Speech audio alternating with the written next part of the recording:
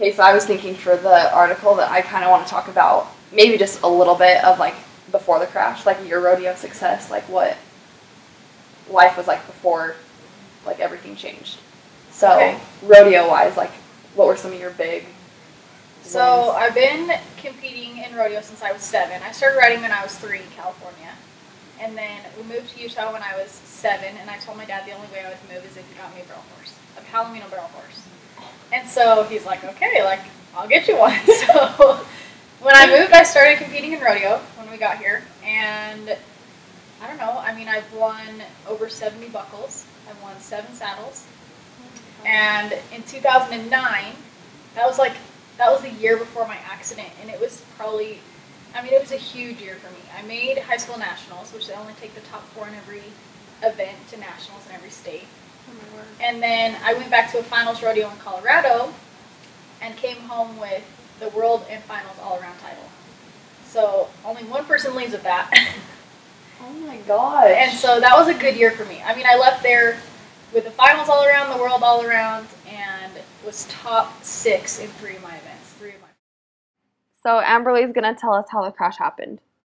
I had stopped in Rawlins, Wyoming at a gas station, and when I got back in my truck, I just hadn't put my seatbelt back on.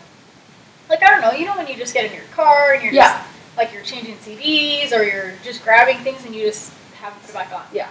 Like, I wear it all the time, but I didn't put it back on because that's what I was doing. Well, less than 10 minutes later, I was going through Sinclair, and I looked down to check my map, and when I looked up, I'd faded over a lane and was heading towards a mile marker on the side of the road. Okay. So when that happened, then I grabbed my wheel to correct my truck to bring it back straight, and it sent me sliding across the road. So in the end, I ended up rolling. And because I didn't have my seatbelt on, when I started rolling, then I was ejected from my truck. So I was ejected going 70 miles an hour out of my window and hit a fence post on the side of the road across my stomach. And I just folded around it and broke it off, and that's what broke my back. Oh my gosh. And were you conscious like this whole time? Like did you? Yeah, I didn't get knocked out. So like I remember all of it. Yeah. So it's kind of crazy. Like it's crazy to feel yourself just, I mean, You were leaving your truck and still hearing your truck rolling, but you're not in it anymore. And Oh my yeah. Lord. What were you even thinking? I mean, I just thought, like, I didn't even think I was going to be living through this. You know, I mean, you just don't even think when you're... It was so traumatic, yeah. Yeah, like when your truck starts rolling and you don't have a seatbelt on and you can't do anything about it, like, I just thought I wasn't going to live through that. So when I opened my eyes back up, I was sitting in a snowbank on the side of the freeway, and I was sitting kind of like this, just with my legs out. I mean, it was weird the way I was sitting, just like this. And I was like, at first I just thought, oh my gosh, I mean, like, I'm alive. Yeah. And, I mean, I could remember everything, so I felt like, you know, brain-wise, I was fine. Yeah. And I moved my fingers, and when I looked down to move my toes, nothing happened. So she had to call family and friends and let them know what had just happened. And I called my dad, and when he answered, you know, I said, I got in a car accident. And he said, well, how bad is it? And I said, pretty bad. He said, well, are you okay? And I said, well, I can't feel my legs. He said, are you paralyzed? And I said, Dad, I don't know. I mean, I'm just telling you that I can't feel my legs. And then the cop had showed up, so then I had to get off the phone then. So, I don't know. I mean, it's just an ongoing story from there. But it was in Rawlins that when the doctor first told me that he walked in and started talking about being paralyzed, and I asked him, I said, what are the chances of me feeling or moving my legs again? And he said, slim to none, but more than none. And, I mean, I just had to absorb that kind of information of, oh my gosh, like my life is... Was that before surgery? Uh-huh. Oh my word. Because I needed to be life-flighted. And I was life-flighted to Casper, is where I ended up getting my surgery. Ironic enough, the college nationals are in Casper. So what would be so crazy is the national finals for college is in Casper. Like, crazy. And so Casper is where I had my surgery for my back, where the doctors and nurses and everybody said, you're not going to be able to ride horses again. Like, that's not going to happen. It's not going to be possible. And if I like made the finals there, and then I'm like, hey, you guys want to come to like this rodeo? Oh, come watch me. Yeah. Yeah, where you told me that I would never be able to compete in this ever again. Yeah, it would be more, I don't know, it would be so awesome that you can't even I can't even explain it. Like, you know what I mean? Like, I can't even explain what that would be like. And right now, I'm sitting 7th, and I think they take the top 3. I'm not exactly sure how it works, but... Oh my gosh. Yeah. So she ignored everyone when they told her she would never ride a horse again. 4 months after my accident was when I finally convinced my mom, convinced some doctors, you know, just that I'm getting on. Like, this is what I need to do. And that day of first getting on was actually one of the hardest days of my entire life. Because I kept telling I kept telling myself that it's not going to be different. It's not going to be different. Everything else in my life is different. Yeah. I mean, they don't prepare you for when you come home and the first time you wheel in your room and you're like, the last time I was in this room, I was walking. Like, they just don't prepare you for that. Yeah. And it's like that everywhere you go. I mean, every room you go in, seriously, every place you go, you're like, the last time I was here, I was walking. I was fine. I would never expected for something like this to happen. Yeah. And so that was hard. And I kept telling myself, because every place was like that and everything was so different, that if I just get on my horse, I'm going to be fine. It's going to be the one place that won't change. Yeah. And that was kind of unrealistic for me to think. So I did get on. And that first day I got on, and I first am sitting on my horse, and I just thought, oh my gosh, this is not going to be the same either. Like, this is... totally different. Yeah, completely different. And it was hard because, like, my family was there and some friends, and, like, they all wanted to come. Yeah. You know, they all wanted to be there for the big moment of me getting back on my horse. And I'm just sitting there. And so, like, I was smiling and happy for them, but inside I'm just like, this is the worst day of my life. Like, this is... it's awful. Yeah, this is worse than the day I wrecked, because now this is what I've done. This is my life, and what am I going to do? Because I can't do it anymore. Maybe horseback riding wasn't her thing.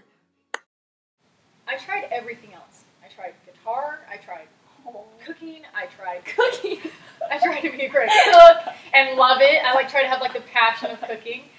Or even I don't know, there's a lot of people who just hang out. Like, they're, I don't know, that's just what they do. Like, they don't have a hobby. Yeah. So I tried that. I'm try to just be a hangout person. Sorry, I don't like this. No. And seriously, all semester I'm like, oh my gosh. I could not live the rest of my life like this. This is not going to work. I suck at guitar. I will never be good at that. Okay, I am a good cook. But it's that wasn't what I wanted to do. I wanted to become a chef or something. Yeah. And it was just, sure, I can cook. Yeah, hanging out drove me insane. Obviously, I went home every weekend after doing it all week. So I finally, that next spring, I hadn't told anybody I really wasn't riding. I just kind of left it on the down low. If people asked how my horses were, I just said they're fine, Yeah. Just kind of left it at that. And during the winter, I mean, a lot of people take winters off anyway. I never had, but a lot of people did, so I think maybe they could have just thought that. I have no idea what people thought, to be honest, but I just didn't bring it up. The following spring, I got a Facebook message from a lady who was a reporter, and she said, I want to come do an article about you and your horse and, everything you're doing, just kind of update everybody, and I want to put it in the newspaper. And I'm like, great. I haven't ridden my horse in how long? Do I lie? I know, that's exactly what I was thinking. I'm like, do I say, sure? What do I say? I'm just like, okay, so of course I'm like, yeah, that'd be great, come to my house. I call my mom and I'm like, you're going to need to get my horse out. He might buck me off. I don't really know. And so they got him only one time. I think they only got him out one time, and he was kind of hot, I don't know, just a little bit frisky. Heck, we haven't been ridden that long. Or he's gonna be angry. Yeah. So I get on him, and I think just mentally I had adapted to the situation better, and physically had figured out my balance better. I mean, at first in the hospital, when I would sit up in my chair to brush my hair, I would almost fall out of my chair. My balance was just not there. Because you have to just redo everything. Yeah. And so I think just physically I was better ready for it, mentally, emotionally, everything, I was just better ready for the situation. And just, I think I had that point of, I really miss it. Yeah. Well, and that I really miss riding so much that I don't know, I needed it. Yeah. So when I got on that day and I was just out there walking and then picked up a loaf like with my horse, my little sister was out there riding with me, and it was just like, just complete happiness. Like, oh my gosh, like, who was I kidding? Like, Yeah. I'm not going to go find some other dumb hobby. Crocheting. Yeah, crocheting. Yeah, seriously though. I was to the point, I'm like, I don't know what I'm going to do next. I think it was just like, okay, like, seriously, this is where I'm supposed to be, and this is what makes me happy, so I'm going to figure it out. So she started competing again. So I got the first one and kind of high-lope it, like, pretty decent, and everyone, was cheering and freaking out by the time I'm done, and I'm like, guys, I'm going to go faster than that. Like, hold on, wait a second. So then I, like, turn around and make a run, and they're just, freaking out, and that day, that very first run back, I was a second off the pro girls. So, oh my gosh. Yeah, for that first run back. So that was cool for me, Without her optimistic attitude, she wouldn't be where she is today. This is okay. Like, I can still run. Do what you love.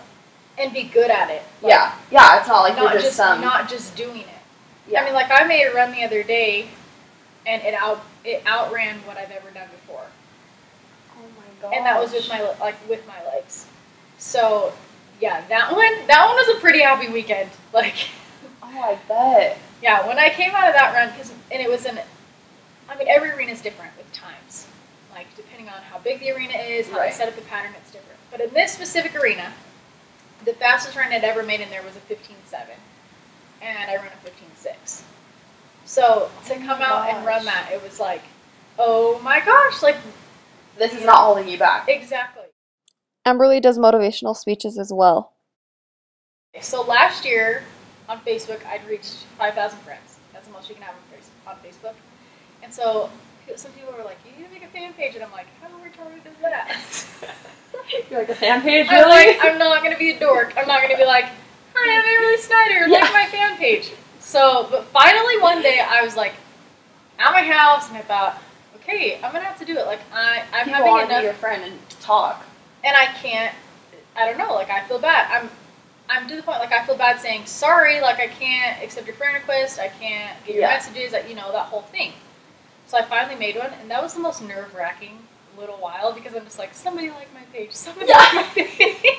Come on, let's get a higher than 15. I mean, you're really putting yourself on the line there. Oh, When you have a page that people can like or dislike, I don't know, I guess they can't dislike you, but they can choose not to like you. Yeah, that's your pride. Right there. Seriously. So I was so nervous. Emmy was my friend. She's in the next room, and I'm like, Emmy, I made it. Hurry, go like it. So that's what So I made that page, and I'm almost at 10,000 people that are on it now. So pretty good, I feel like, since I've only had it since I think April. So. Yeah. Oh my God. You liked it last night? Sweet. See? And here are her future plans. Oh. Okay, speaking of goals, though, what are your future plans? Like, big goals, or you said are they nationals that are in, not nationals, in Casper? Yep. So college nationals is in Casper. That's a goal for this year, or just, by the end of my college career. Yeah. Yeah, this year. I mean, I'm going to make it, obviously. Yeah. Make that goal. Not obviously make it. That makes me sound really cocky. That's what I thought you had. I was like, wow, look at you. Obviously going to make that goal. I mean, I have to make that. So I have that goal of making it there. And, I mean, other goals, I guess, is just I want to get my permit so I could pro rodeo. Okay. And I've been putting that off because I want to feel like I'm really consistent with me and my horse. And because sometimes we make great runs, and then other times we kind of go through these little slumps of not great runs. And if you're going to get your permit in pro rodeo, you need to be pretty on. Yeah. So I have that goal, of pro rodeoing and making the national finals one day, which is in Vegas. And I mean, that's a huge goal. And motivational speaking, within the end of this year, I want to be speaking at schools all around Utah just to start with. Okay. So that's what I'm working on right now.